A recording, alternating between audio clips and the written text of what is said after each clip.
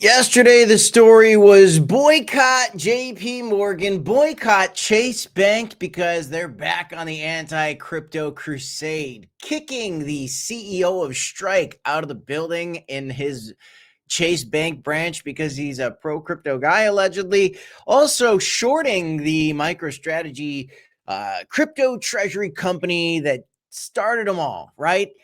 They launched a basic attack, basically an attack on the crypto industry. And 24 hours later, after Grant Cardone unloads all his funds from JP Morgan, moves to Wells Fargo, JP Morgan is buckling under the pressure. Breaking news, $4 trillion asset manager JP Morgan now filed to launch a leveraged Bitcoin product linked to the performance of BlackRock's BTC ETF. JP Morgan is now embracing Bitcoin. Now, let's call a spade a spade. First of all, JP Morgan is run by CEO Jamie Dimon. Dude doesn't like crypto. Why doesn't this man like Bitcoin and crypto? Very simple, because Bitcoin is all about decentralized finance. And Jamie Dimon is all about central banking. Do you understand that? Decentralization versus centralization. That's the name of the game. That's why this gray-haired man who has publicly shamed Bitcoin crypto holders came out and kicked the beehive, kicked the hornet's nest. And Grant Cardone said, buzz. Do you know what I'm saying? He said, buzz. Okay, what I'm saying is Jamie Dimon and his company really going back on these debanking efforts for the crypto industry, like against the Strike CEO and trying to short squeeze Michael Saylor. This guy and this company publicly did something that they were not supposed to do. We had this whole big issue, okay? This whole big issue that was already addressed by the U.S. government, where there was this whole anti-crypto debanking crusade that was happening. Operation Choke Point 2.0 is what they called it, okay? That is basically illegal. JP Morgan's like, we'll keep debanking them because we're JP Morgan. You know, we're a big bank. We'll get bailed out. We won't have any problems. We're not, we don't have to be held accountable. Well, guess what? Grant Cardone's like, I got a lot of money and I'm pretty famous.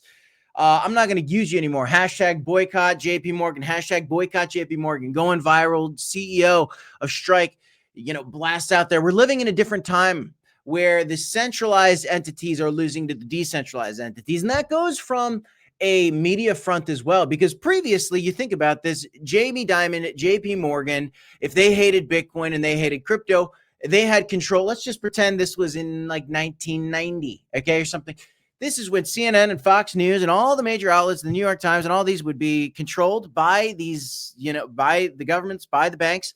And the narrative they want to put out is able to be kind of what they put out. Now, that still happens. There's still,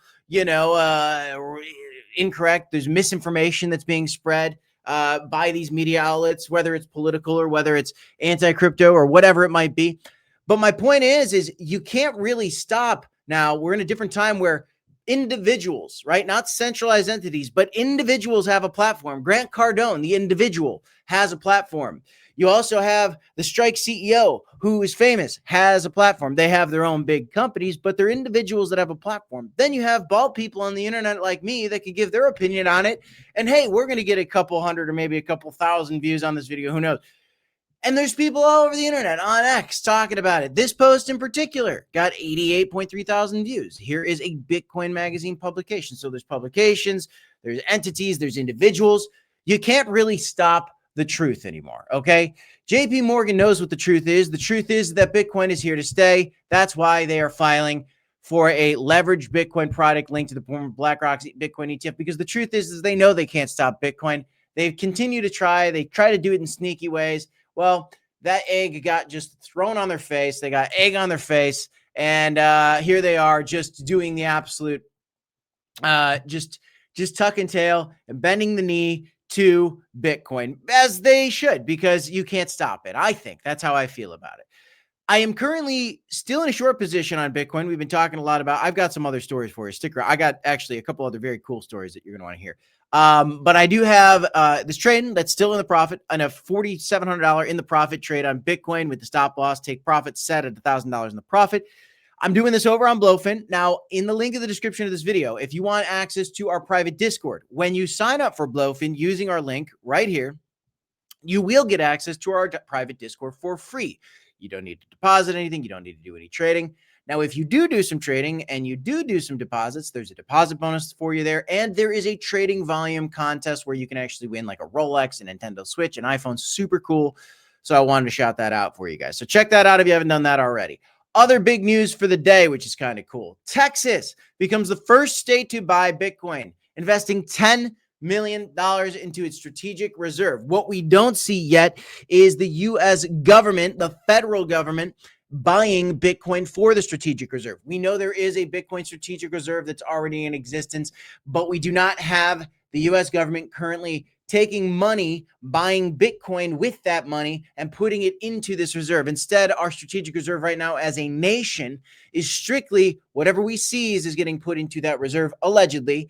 And that's what we know right now. But here we have states starting to buy Bitcoin. I think it's only a matter of time before we see a national strategic reserve where, you know, we actually get the U.S. government actually buying these cryptocurrencies. And the White House officials are now getting more and more bullish. Here's one White House official, according to Crypto Rover, putting out this story today. A White House official says that the market structure bill could send Bitcoin and crypto to a $20 trillion market cap. Now, to put that into perspective for you guys, the total market cap for cryptocurrency got up to 4.25 trillion. So essentially a 5x, okay? A little bit over a 5x. About a 5x, a little under a 5x. From here is what some White House officials are predicting for the future market cap for crypto overall. Texas is buying it. They see the writing on the walls here. The U.S. government is definitely paying attention. Some White House officials are coming out with very bullish statements saying the market structure bill will be very bullish for crypto.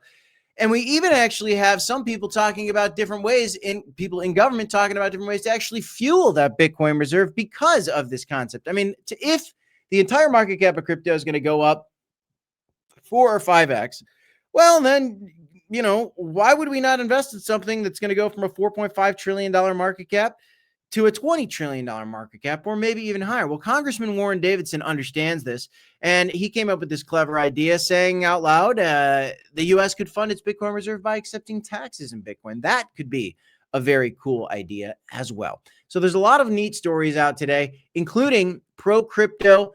Kevin Hassett is actually right now the front runner to replace Fed Chair Jerome Powell as the Fed Chair. Now, Fed Chair Jerome Powell has talked relatively neutral about cryptocurrency, but he kind of seems to have I think he's kind of anti this president. I think he is. I don't know. I mean, let me know in the comment section down below.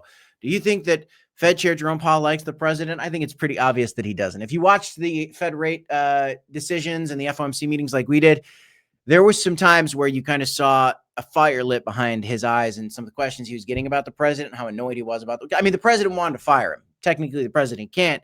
But Fed Chair Jerome Powell, his time is coming to an end here, and it will end officially in 2026 at some point. And we're looking at a replacement who's pro-crypto. So a pro-crypto SEC, a pro-crypto CFTC, a pro-crypto Fed.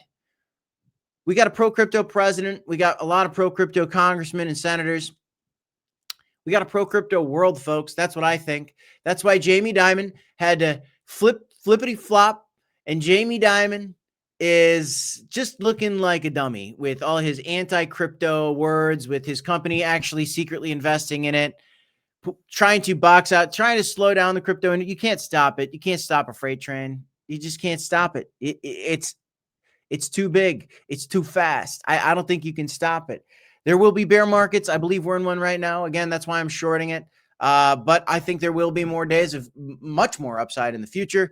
So I'll just continue to trade the volatility, guys. If you want to do some trading as well, check out the affiliate link in the description down below. Again, when you sign up for Blowfin using our link, you'll get access to our private Discord. That's all I have for you in this video. I'm Crypto Kid. This report 2 videos for you right here if you want to check them out. Happy Thanksgiving, everybody. I'll see you in the next one. DCA hodl and deuces, mooses. Peace, y'all.